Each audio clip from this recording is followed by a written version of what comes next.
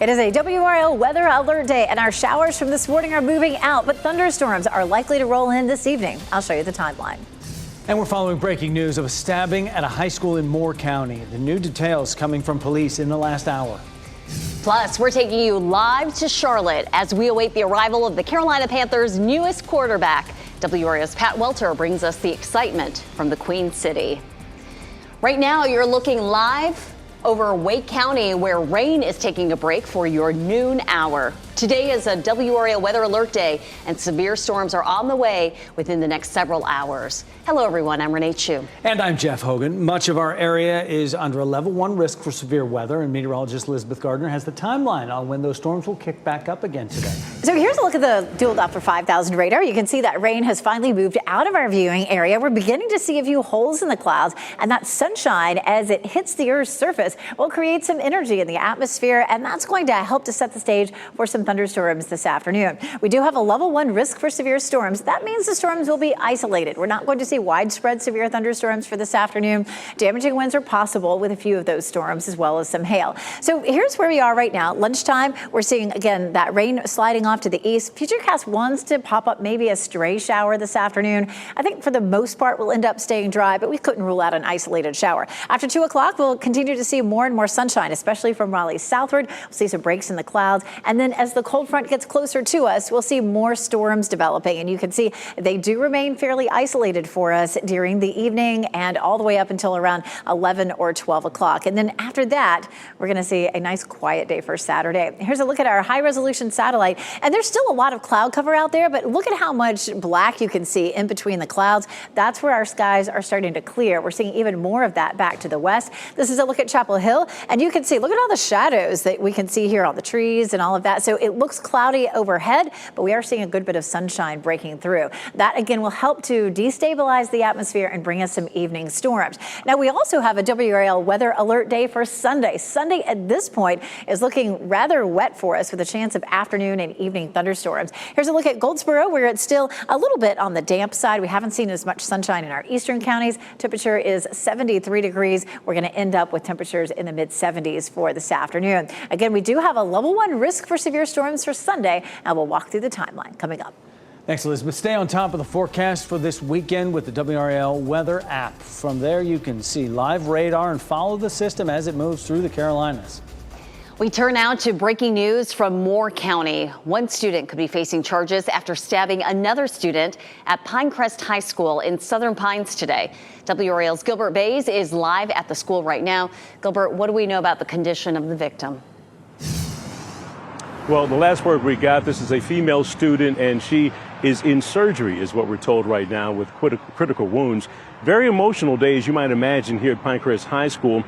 This happened about 8:45 this morning. That was first period. And we're told it happened outside the auditorium, inside the parking lot here on campus. We're told that the two students had some type of altercation. I've talked with several students who were emotional about what happened, some even hearing the screams of the young lady who was stabbed and then taken to the hospital.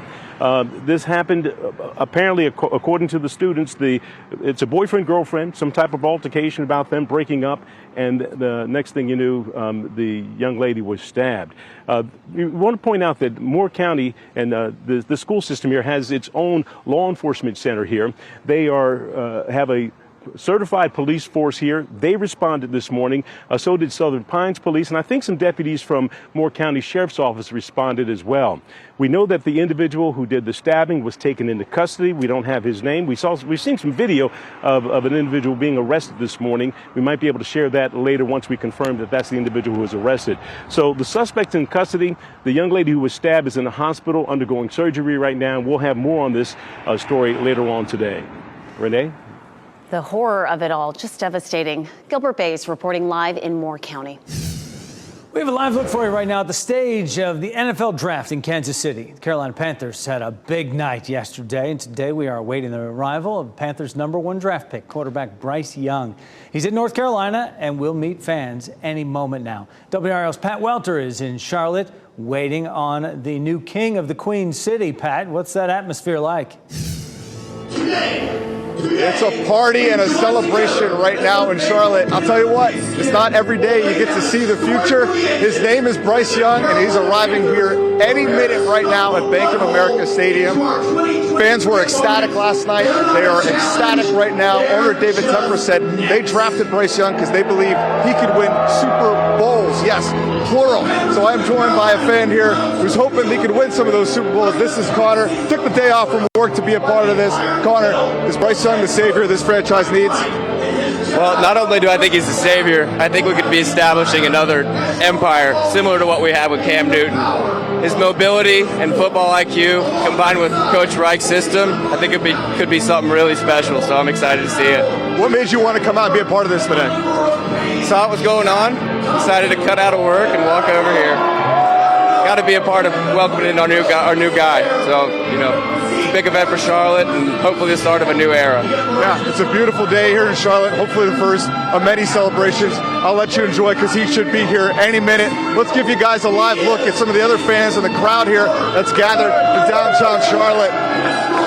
I'll tell you what, Frank Reich said they fell in love with the tape of Bryce Young, but one of the things that really convinced them was a dinner they had with him where he described his immaculate, detailed practice habits every single week. So Bryce Young scheduled to be here any minute. We will have live coverage for you throughout the noon. If he comes any minute from now, we'll have coverage of his press conference later on at 1. So stick with us the rest of the afternoon. For now, let's send it back to you guys at the studio. Man, that is something else. Usually a type of celebration like that is reserved for after somebody does something. Here you got a guy who hasn't done anything yet, but he's going to show up to a lot of pressure. Pat Welter live in Charlotte for us. Thanks, Pat. This could be the day a Garner native launches his NFL career. Keon White played at Georgia Tech. He was in Kansas City for the draft, and many analysts predicted he would be a round 1 or 2 selection. A Sports Illustrated reporter said he does not expect White will have to wait very long to hear his name called today. The NFL draft resumes with round 2 at 7 o'clock tonight. NC State is working to support students on campus today after 2 student suicides in a span of just 24 hours this week. WRAL's Keenan Willard is on Hillsborough Street in Raleigh with how the university is responding during this difficult time. Keenan. Renee, as you can imagine, so many people here on campus mourning the loss of their friends, fellow students, and even teammates in some circumstances. But as a result, the university is going to make sure that they have somewhere to go today, providing counseling here on campus throughout the rest of the day. Now, this all started on Wednesday evening. NC State police found the body of NC State riflery athlete Ben Salas near Lake Raleigh on Centennial campus. That was the first confirmed suicide among students. And then just hours later, around noon on Thursday yesterday, NC State police say that they found the body of another student at Sullivan Residence Hall who also died by suicide. That student has not been identified by NC State police. Now, the deaths mean there have now been 7 suicides among NC State students since August. The university has been responding for months by working to build up its mental health services for students. Chancellor Randy Woodson, in a message last night, said today State will have drop-in counseling available for any students who need help right now. The first session started an hour ago and will last until 1 o'clock in the lounge of Caldwell Hall. And then from 1 to 4, counselors will have a room in the Tally Student Union for anyone to come who needs support in this moment. Counselors will also be back at the Tally Student Union on Monday afternoon for more counseling support. We also want to reiterate, anyone who needs help in this moment can call the mental health hotline for suicide support, 988. That's available to anyone, anywhere, if you can't get in to see a counselor. Renee. Keenan Willard reporting live near campus. Thank you. And if you or someone you know is in crisis, as Keenan mentioned, 988, the 3 digits you need to know for the National Suicide Prevention Lifeline. We also have a list of crisis counseling and county-by-county resources in North Carolina. Go to WRAL.com, search Get Help. Final day of trading on Wall Street for the week, and we'll take a look at stocks. Dow Jones Industrial Average, after a drop right out of the gate this morning, spends the entire rest of the morning in green. It is up 220 points right now. NASDAQ has jumped up to 45 points above board, and the S&P 500, 21 points in positive territory. Wake County School Board will go over public input today as they continue to work to find a new leader for the largest school district in the state. Board members will look over the results of more than 4,000 public surveys and 1,700 staff surveys.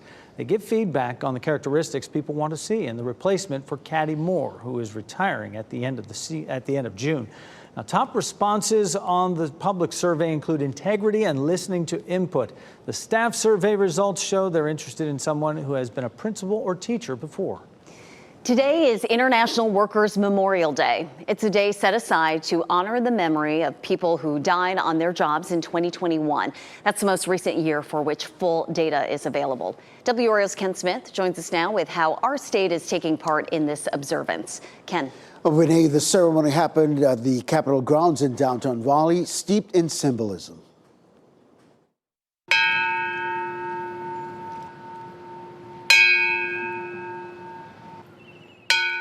That's some of the 179 times that bell tolled this morning for people in North Carolina who died on the job in 2021. This observance isn't just for people who died, but anyone injured on the job as well. Union members and community leaders used the occasion to call for stronger safety protections for workers in North Carolina. Too many workers are dying needlessly of occupational diseases, industrial accidents, and workplace violence. So we're here at the Department of Labor advocating for more funding so they can hire more compliance officers and make sure that workers have the training and equipment they need to do their jobs safely. The laws we have. McMillan pointed out transportation causes more workplace deaths than any other occupation. Other common factors are workplace violence as well as slips and falls. So why April 28th? Well, OSHA was founded on April 28th, 1971. Of course, that's the agency tasked with ensuring safe and healthy working conditions and investigating workplace deaths and injuries. Renee. Now we know the significance of this day. Ken Smith, thank you. Next at noon, testifying against his old boss, former Vice President Mike Pence answers to a grand jury about Donald Trump's attempts to overturn the 2020 election. What Trump has to say about it. Also, if you're getting out and about this weekend, how the Durham Bulls are celebrating your favorite Star Wars characters. Well, it's buy now, pay later, a purchasing option that's gaining popularity, but at what expense to your budget?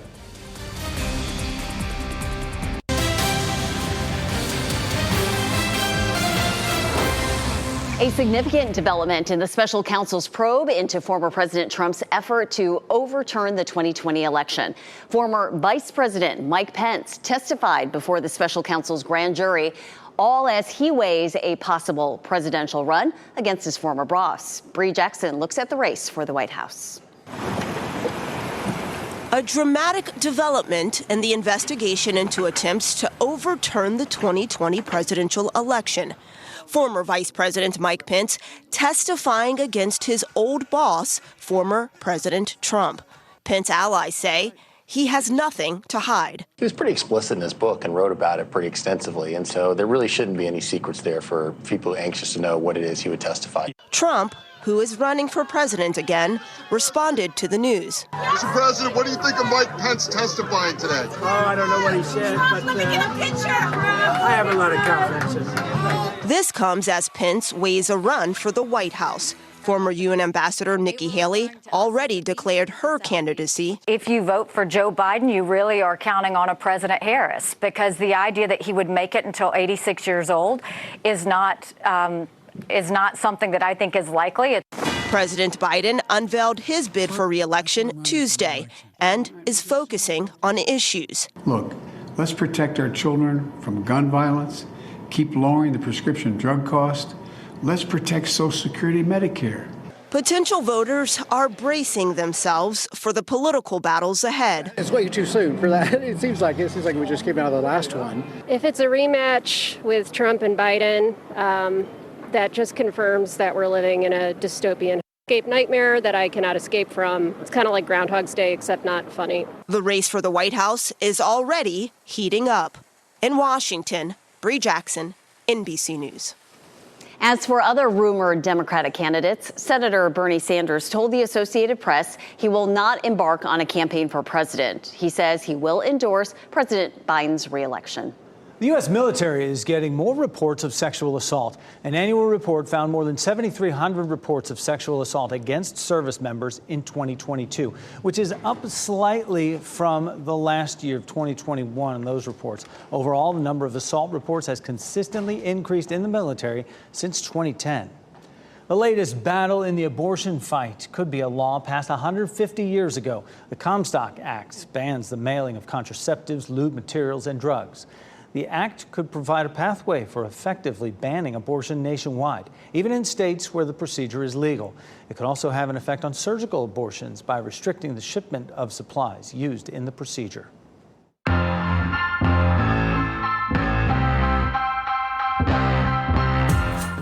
The final weekend of April is here, and it is filled with festivals. Sure is. Here's a look at WRAL Out and About's best bets. Fayetteville Dogwood Festival kicked off last night and continues through Sunday. There'll be carnival rides, food, live music, and a kids zone. It's all happening at Festival Park, and there'll be concerts each night, followed by fireworks. In Cary, you can experience another festival. The Spring Days Arts and Crafts Festival is tomorrow. More than 170 local artists will be at Bond Park. There are 4 stages of entertainment, plus lots of food and activities and fun for the kids. Admission is free. Durham Bulls will be celebrating Star Wars night on Saturday, so the coaches and players will be wearing special jerseys featuring Baby Yoda right there. There'll also be visits from several Star Wars characters. First pitch is 6:35. For even more events coming up this weekend, just go to WRAL.com and search Out and About. And they should be just fine tomorrow night for Star Wars night weather-wise. Yeah, Saturdays are one clear day to go out and enjoy the outdoors. Tonight, it's going to get dicey. Meteorologist Elizabeth Gardner in the WRAL Severe Weather Center tracking our WRAL Weather Alert Day. That was an awfully messy morning with all of that rain, and it is for the most part shifted eastward and headed toward the coast. Things have quieted down a good bit, and we are looking at the potential for some scattered storms to develop later on today. So we do have the level 1 risk for severe storms across the viewing area. It's a WRAL Weather Alert Day. Damaging winds and hail will be our biggest threat. But we're talking about isolated storms, and you'll see that as we roll through Futurecast. We had this warm front crossing our area this morning. That's what brought us all the rain, and we now get a little bit of a break between the warm front and the arrival of the cold front. There are no storms, there are no severe storms that are popping up along that cold front right now as it approaches the mountains. But last night we did have some severe storms across parts of Tennessee and down into Georgia. As it moves eastward and interacts with some of our daytime heating, we will end up with the potential for a few isolated storms that could become severe with wind damage. We have a lot more clearing back to the west. You can see all the white showing up on our satellite map. That's where the clouds are. And of course, the dark shaded area is where the ground is. So we're seeing the ground in between some of those clouds, especially from Raleigh westward. Here's Futurecast from now on through the next few hours. It wants to pop up a stray shower or two. I don't think any of that would be severe. We should see a good bit of sunshine in places showing through between now and 5 or 6 o'clock. And then between 6 and 7, we start to see more cells popping up. And that's where we'd have a good chance for at least 1 or 2 of those to produce some severe winds. Notice the coverage is looking less. Matter of fact, it's looking less and less with every round of the computer models that come in. So that's definitely good news. Certainly, we don't have a widespread risk for severe storms for later on today. But again, it does remain a WRAL Weather Alert Day. And Sunday is actually looking wetter and wetter. This afternoon is looking drier and drier. Sunday's looking wetter and wetter with a level 1 risk for severe storms. Here's a look at the outlook for that. It's most of the viewing area minus a few of our north and western counties. But I might not be surprised if it extends across those counties as we get a little bit closer to Sunday.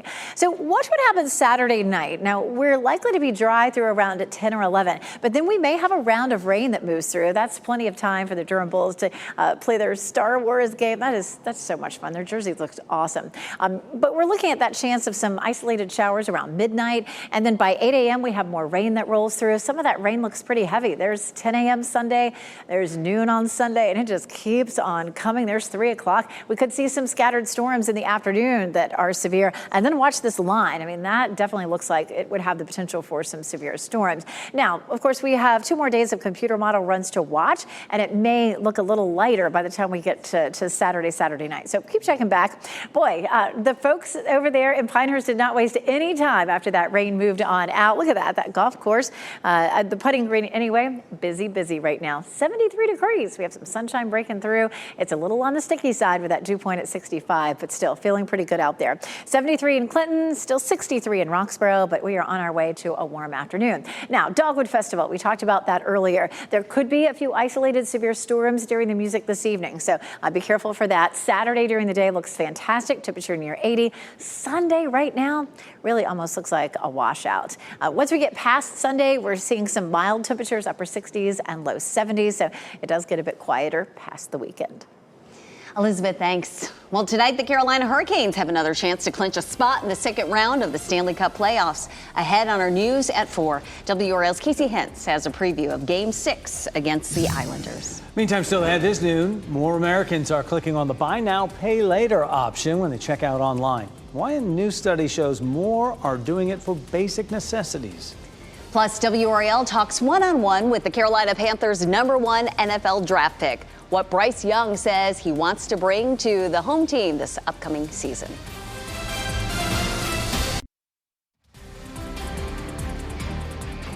We have a break in the rain at this hour. You're looking live at the DVAP. The Durham Bulls have a homestand through the weekend. Tomorrow, they're celebrating your favorite Star Wars characters. You're watching WRAL News, available on Hulu and the WRAL app on your TV or streaming device. It is a popular new way to buy goods online. It's called Buy Now, Pay Later. And a new study shows that more Americans are turning to that option when they check out. CJ Papa shows us how this method affects your wallet. Inflation squeezing Americans' pockets, some turning to buy now, pay later options when purchasing everyday items. A new LendingTree survey shows 46% of consumers are using a pay later option this year.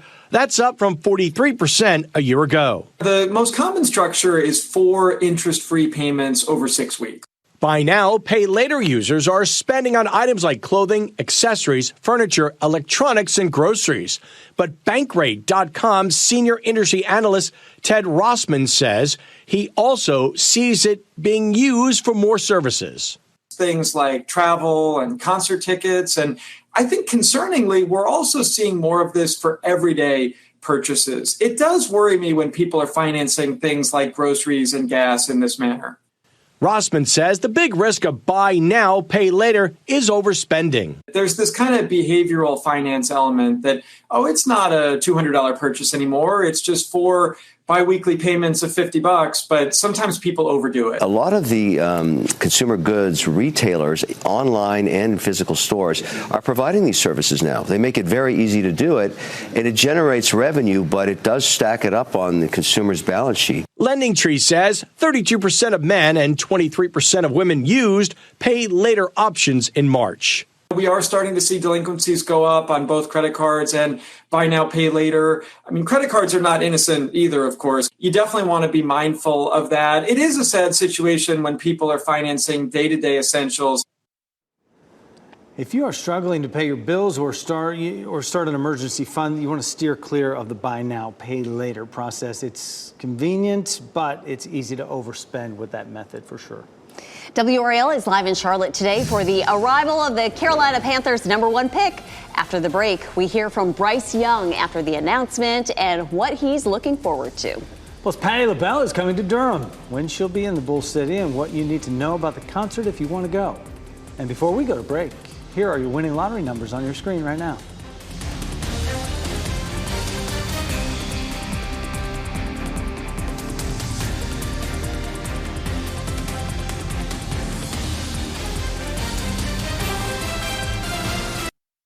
Shot in 4K ultra high definition. Your #1 source for local news. WRAL News. Coverage you can count on.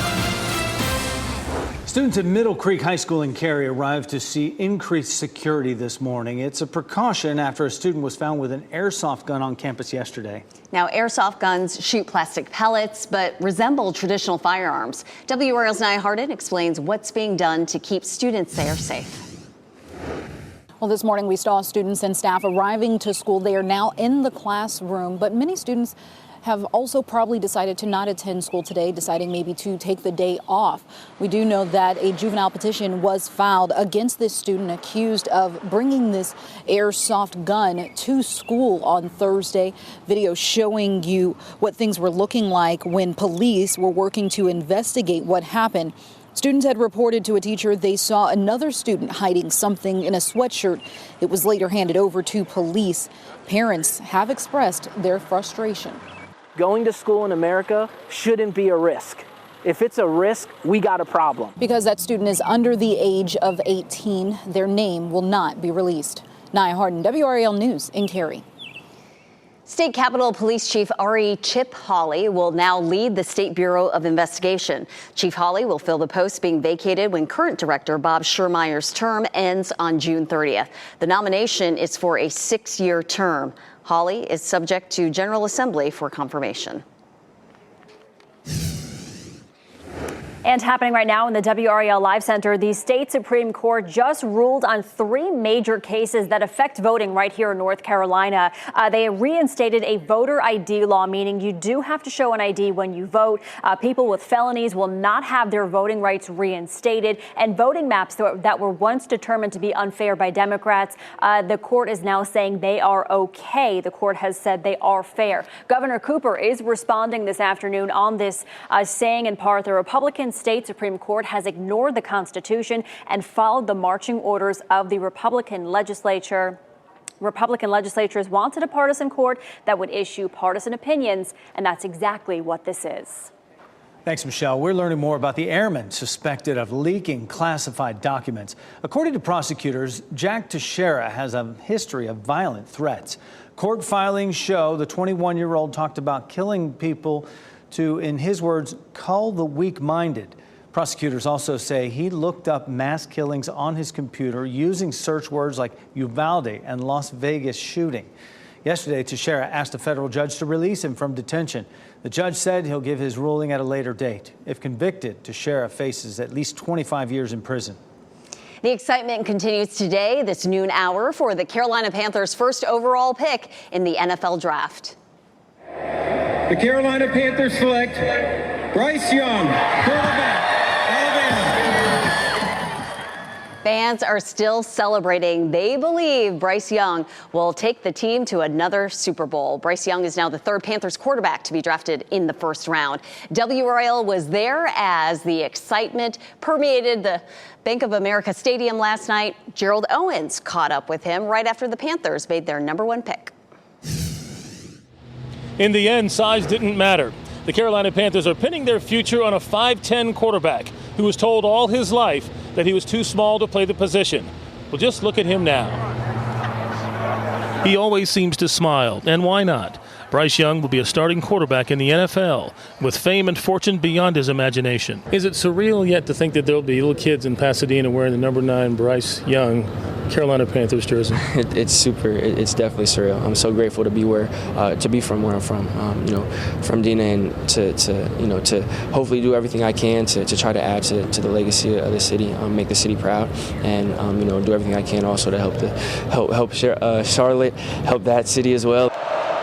Play on the field speaks for itself, but that's not the only reason the Panthers drafted him. I really have a strong will, especially with this organization in Carolina, to do everything I can to help them be successful, to help accomplish those goals. He played at a storied university and thrived in the moment. To be able to play against the best every day in practice, be able to play against the best within the conference, and to be able to play on those big stages and play in those big games. Panther fans hope the best of Bryce Young is yet to come. Bryce Young will have some help in turning this team around. The Panthers have 2 more picks today when we will meet the next new Carolina Panthers. Gerald Owens, WRAL News, Kansas City. With all of Bryce's skills come expectations. WRAL News will stay on top of today's 2nd round of picks at the 2023 NFL Draft. Also, we'll have live coverage of Bryce Young's arrival to North Carolina. Carolina Hurricanes get a chance to move on tonight in the NHL playoffs to the 2nd round, and the Canes play New York tonight. The Islanders, Game 6, the best-of-7 series. Carolina holding that slim 3-2 lead in the series. They couldn't quite close out the Islanders at PNC Tuesday night. If they can't do it tonight, they will be back in Raleigh Sunday for a decisive Game 7. R&B singer and actor Patti LaBelle is coming to the Durham Performing Arts Center this fall. She is part of the Forest at Duke Legends concert at the DPAC. She'll perform Friday, September 29th at 8 p.m. And because kids under 6 aren't allowed at this show, you might want to get a babysitter for this one. Tickets go on sale 10 a.m. on the DPAC website. Students and staff at Garner Magnet High School celebrated Wake County's Teacher of the Year this morning.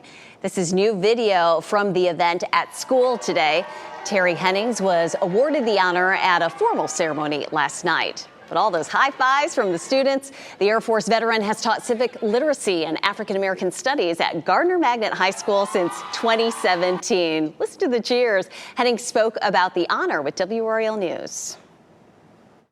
It is amazing. I went into education because I wanted to make a difference, have an impact, and just to see all of these students here, all of my kids here, just make my heart smile.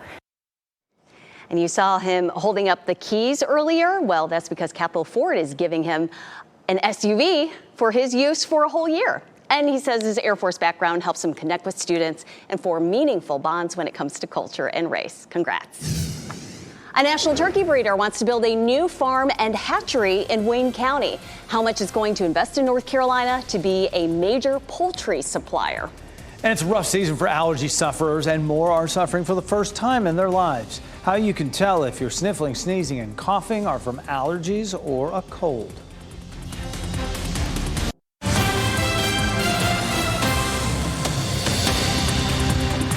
Today's County by County coverage takes us to Wayne, Harnett, and Chatham counties. A new multi-million-dollar investment is bringing new jobs to Wayne County. Select Genetics will build a new turkey egg hatchery and establish turkey farms in Goldsboro. The company says the facility will create 26 new jobs.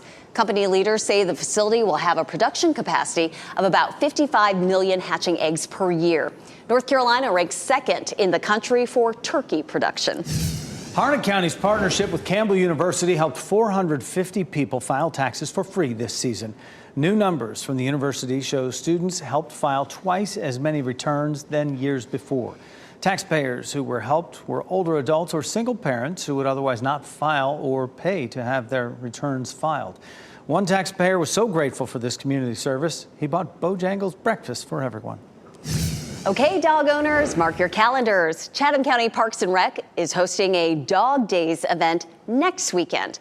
The event will feature dog and family-friendly activities. Adoptable dogs will also be available, as well as a dog trick contest and a pet look-alike contest. The event starts next Saturday, that's May 6th, from 9 until noon at the park at Briar Chapel. Allergy season certainly started early, and not only that, seasonal allergies are making more people miserable this year. Doctors are referring to this early allergy season as a pollen storm. Also, a growing number of people in their 30s, 40s, and 50s are experiencing allergy symptoms for the first time. Doctors say warmer temperatures that extend the window for pollen release are behind this explosion of allergens. So how do you know if you have allergies or something else like a cold? Doctors say there's one telltale sign. The difference is itching. So people who have allergies tend to have a lot of histamine release causing itching in their nose, itching in their eyes. In places around the southeast, like here in North Carolina, spring came 3 weeks earlier this year. If you're suffering, especially for the first time, get help. Doctors say a number of treatments exist that can offer relief. Health experts say pandemic mistakes may have cost lives. We look at what lessons we can learn from the COVID outbreak to be better prepared. Plus, adult smoking in the U.S. drops to a historic low. We have the new numbers from the CDC on the decrease.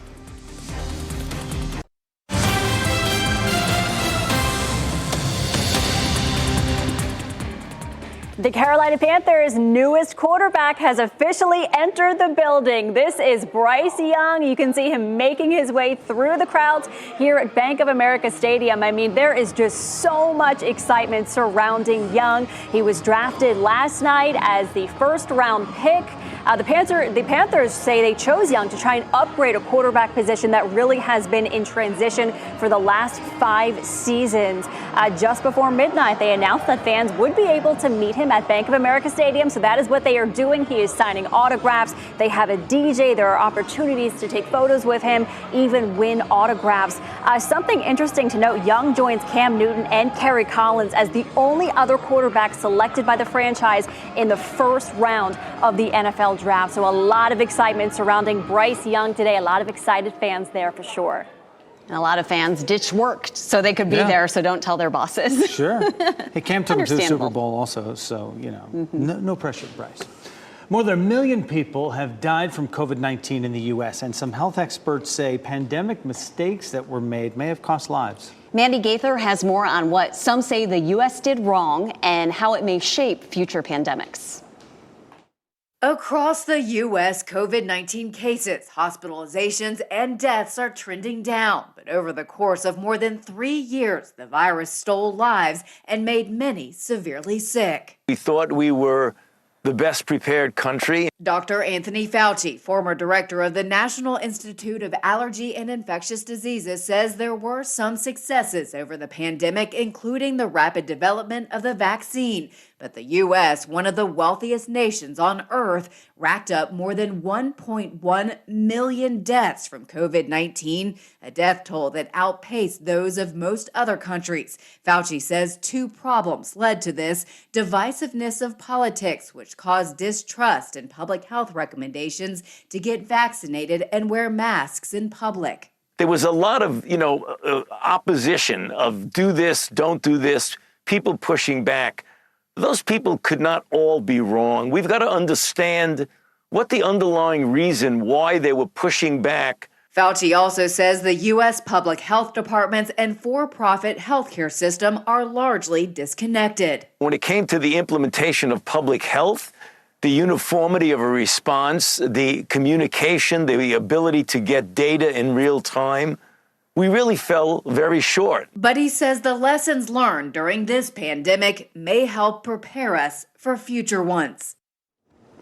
Dr. Fauci says that while everyone would like to put the outbreak behind us, we can't forget it. He says there are still about 150 deaths a day from COVID-19, and the virus is still out there. We're just not talking about it as much anymore, pretty clearly.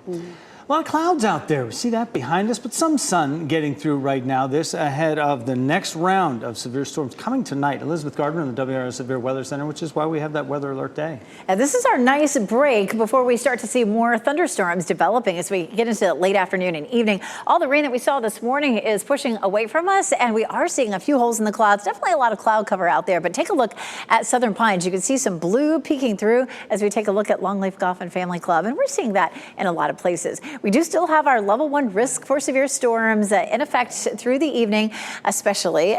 There were a few counties that were removed from that. Really the only couple counties in our viewing area, Person County and Mecklenburg County, Virginia. But elsewhere, we're looking at the potential for some scattered storms. A few of those could become severe. It does not look like widespread severe weather for us this evening, but a chance of some damaging wind between 6 and 10 p.m.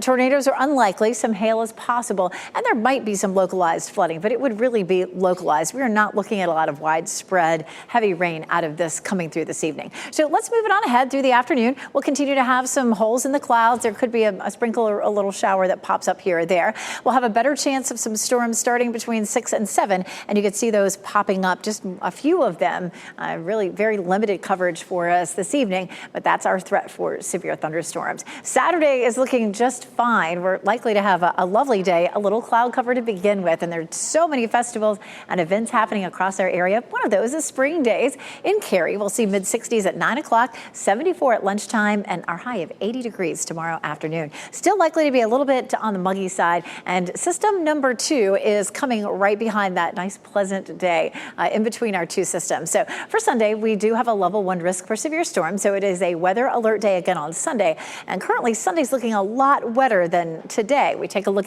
at late Saturday night. There could be a wave of some rain that rolls through. We're not likely to see that in our viewing area until maybe around 10 or 11 o'clock. It moves out pretty quickly. We're cloudy at 6 a.m., but we start to see the rain rolling in Sunday around 8 or 9 o'clock. And look at those waves coming through. This is noon on Sunday. We'll pause it again at 3 o'clock. That rain just continues. And then we may end up with a line of some severe storms between 5 and maybe 9 p.m. on Sunday. So that's going to be our best chance.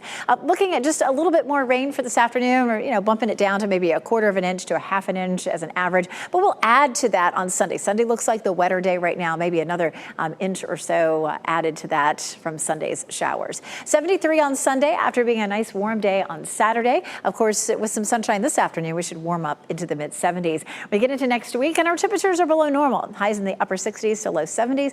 Right now, it looks like it should stay nice and dry. Look at these overnight lows. They're going to be chilly too, back into the 40s. Thursday morning, 43 degrees. That is going to be on the chilly side. Keep it tuned here. Of course, this evening, Mike and Kat will be tracking any thunderstorms that pop up right here on TV.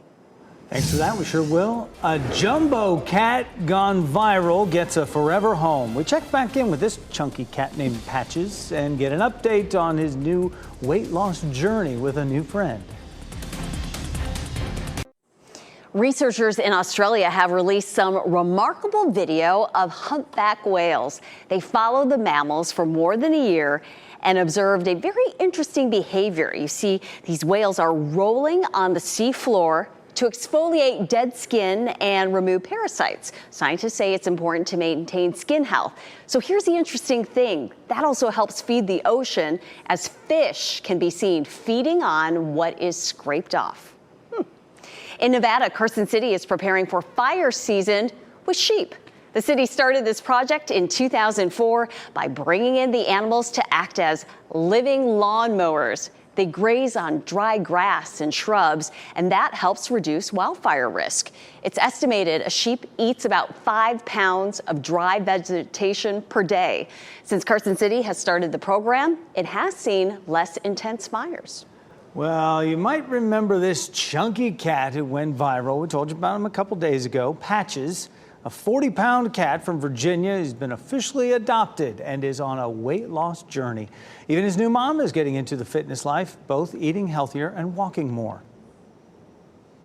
I never realized that I was going to be accountable to tens of thousands of people. But I think if that's one way to do it, that's one way to do it. And darn it, I'm going to do it. If he can do it, I can do it. Accountability is key. Patches is now down to 38 pounds, and his journey is just getting started. Because so many of you loved Patches, his owner made a Facebook page for him. It already has 10,000 likes. If you're looking for your own fluffy cat to welcome you to your home, look no further than Leo. Here he is, a local up for adoption right now at the SPCA of Wake County. Theo's 5 years old, described as an absolute unit. He's a big one too. Leo is vision impaired. He relies on his ears to get around for the most part. But it doesn't slow him down at all. He has FIV, a common illness with cats, which can be transmitted to other cats, can be treated also. Therefore, the SPCA says Leo should be the only cat in the home. As we wrap things up, here's a look at a few of the headlines we're following today. A high school student is in surgery at this hour after being stabbed outside Pinecrest High School in Southern Pines. Officials tell us it happened in the parking lot before school. Another student is in police custody. All other students are safe. Wake County School Board will meet in about 2 hours to review public feedback on its search for a new superintendent. More than 4,000 members of the community took surveys. More than 1,700 staff members did as well, and they give feedback on the characteristics people want to see in the replacement for Caddy Moore, who is retiring at the end of June.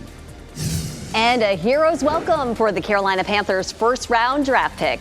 Bryce Young arrived at Bank of America Stadium within the last hour to a fan celebration. The team used the first overall pick in the 2023 draft last night to select Young from Alabama. Fans are calling it a new era for the Panthers. No pressure, right? How about that greeting? You know, the king of the Queen City just shows up. First round draft pick. Alabama, if you can believe this, have never had a #1 draft pick in the NFL draft, quarterback or anybody. And he's not a typical size quarterback, right? Nope. A lot has been talked about his size. He's 5'10", 204 pounds, but we'll see what he does for the Panthers. Big Fans are sure excited. Yes. No doubt. NBC News Daily is next on WRAL, your next local news update in 30 minutes. Keep watching WRAL News over the air Channel 34 and Spectrum Channel 1257.